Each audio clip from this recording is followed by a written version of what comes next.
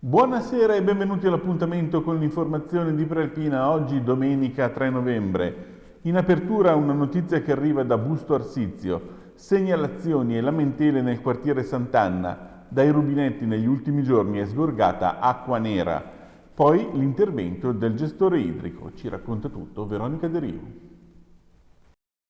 Acqua nera dai rubinetti del quartiere Sant'Anna Busto Arsizio. Gli abitanti increduli, di fronte all'acqua che scorreva, hanno potuto solo chiamare Alfa e chiedere l'intervento. Quello che pareva essere un episodio temporaneo è durato tutto il weekend di Ognissanti. Decine le chiamate arrivate al gestore della rete idrica. Alfa ha spiegato cosa sta accadendo. Venerdì, dopo aver ricevuto alcune segnalazioni da Busto Arsizio, Alfa ha eseguito spurghi su idranti in via Stoppani e in via Fogazzaro, rilevando solo inizialmente acqua con sabbia, seguita da acqua pulita. Verificato il funzionamento degli impianti che servono la zona, non sono state riscontrate anomalie. Nella giornata di ieri, sabato, a seguito di ulteriori chiamate provenienti dalla zona, Alfa è intervenuta spurgando definitivamente la rete. Ai residenti che hanno segnalato il problema nelle proprie abitazioni è stato eseguito lo spurgo dei contatori. Un uomo di 47 anni è morto in seguito a un malore accusato oggi nei boschi di Vararo, frazione di Cittiglio. Stava compiendo alcuni lavori quando si è sentito male. Il 47enne è stato trasportato con l'elisoccorso all'ospedale di Circolo di Varese, ma purtroppo ogni tentativo di salvarlo è stato vano. Si è sentito male a Stresa dopo aver tagliato il traguardo della mezza maratona corsa questa mattina. L'uomo, 32 anni, è stato subito soccorso, poi con l'elicottero del 118 trasportato all'ospedale Maggiore di Novara. Le sue condizioni sono gravi. Il cardinale Pietro Parolin, segretario di Stato in Vaticano, è oggi in visita a Sacromonte di Varese. Tutti i particolari nel servizio di Paolo Grosso con le immagini di Andrea Cogotti di Agenzia Blitz. Circa 300 persone hanno accompagnato oggi pomeriggio il cardinale Pietro Parolin, segretario di Stato Vaticano, lungo il viale delle Cappelle del Sacromonte di Varese. Il pellegrinaggio è avvenuto 40 anni dopo la visita di Papa Giovanni Paolo II, il 2 novembre 1984. Presenti il sindaco di Varese Davide Galimberti, il prefetto Salvatore Pasquariello e altre autorità della provincia. Al termine del cammino il cardinale Parolin ha incontrato le Romite Ambrosiane e ha celebrato la messa in santuario. Il comune aveva disposto la chiusura alle auto del Sacromonte dalle 13 alle 19 e aveva organizzato un servizio di navette in partenza da Masnago. Complice il weekend dal clima primaverile, le isole Borromee sono state prese d'assalto da turisti agitanti nel loro ultimo fine settimana d'apertura prima della chiusura invernale. Vediamo il servizio. Nell'ultimo weekend di apertura le isole Borromee sono state prese d'assalto dai turisti e dai gitanti. Grazie al clima primaverile del Ponte di Ognissanti, gremite Stresa, Baveno, Arona e Verbania. In particolare a Stresa l'imbarcadero e i battelli erano pieni di turisti diretti all'Isola Bella e all'Isola Madre, dove i palazzi chiuderanno oggi per riaprire in primavera. Chiusura dei battenti anche per il castello di Angera.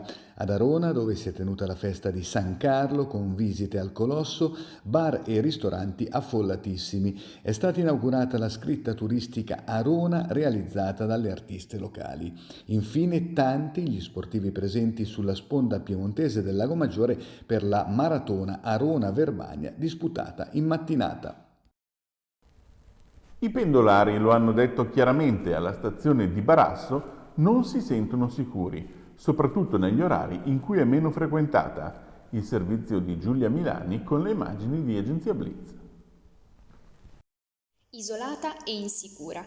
Chi capita alla stazione ferroviaria di Barasso Comerio non si sente tranquillo, soprattutto in alcuni orari, quando è meno frequentata. Le testimonianze dei pendolari sono eloquenti. C'è chi confessa di aver paura di essere derubato quando prende il biglietto, chi di non sentirsi tranquillo nel percorrere il sottopassaggio, chi ammette di avere timore quando la sera torna a casa dal lavoro.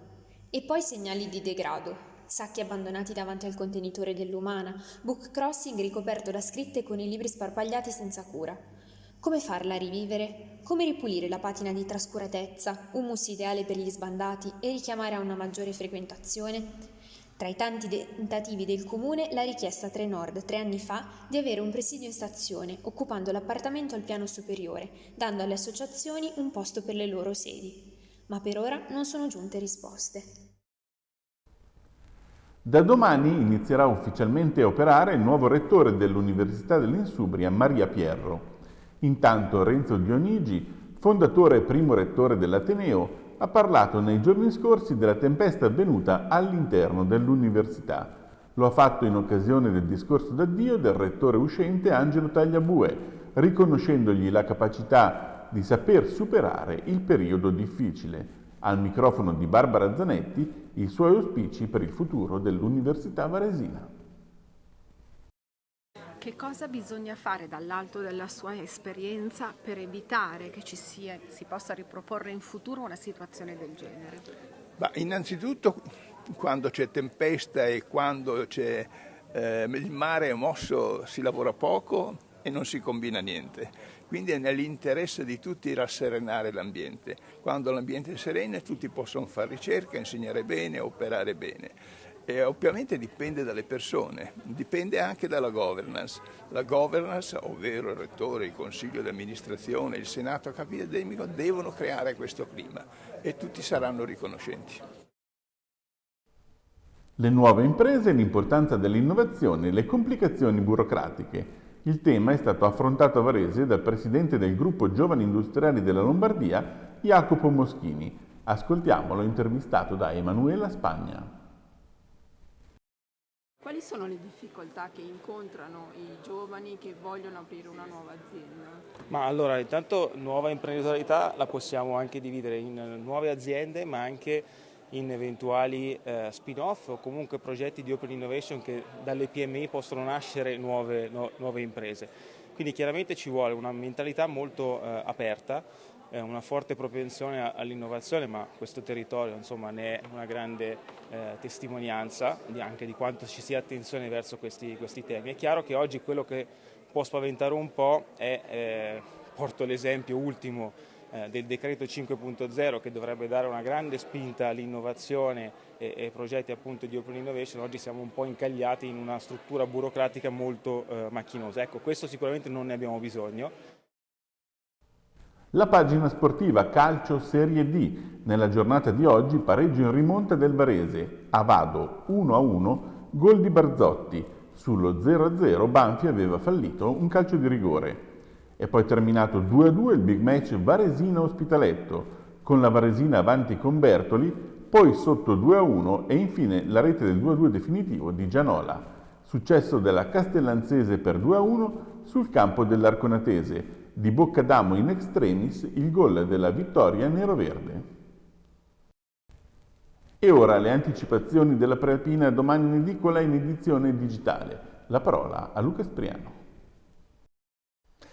Grazie Marco, diamo uno sguardo dunque ad alcuni dei temi che troverete sviluppati sulla prealpina di domani. L'avvertimento delle forze dell'ordine è molto chiaro: non fatevi imbrogliare dagli sconosciuti che si spacciano per persone amiche o peggio ancora per tutori dell'ordine o addetti alla sicurezza. L'ultimo episodio ai danni di un'anziana è accaduto nel parcheggio di un supermercato a Gallarate. Con la scusa di raccogliere la moneta di €1, il ladro ha portato via la borsetta alla donna. Racconta quanto è accaduto Veronica De Rio sulla prealpina di domani. Ancora altra piaga di questo periodo sono i furti. Stavolta i ladri sono andati all'assalto di 2 villette a Tradate. Silvio Peron ha raccolto le testimonianze dei proprietari.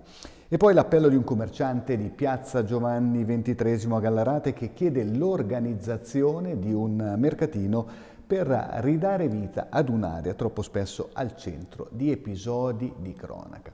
E come tutti i lunedì, ampio spazio allo sport, avremo l'inserto sport con tutto il calcio dilettantistico e gli approfondimenti di varie discipline sportive, in primo piano naturalmente il basket con la partita della Pallacanestro Varese. Questo e molto altro sulla prealpina di domani.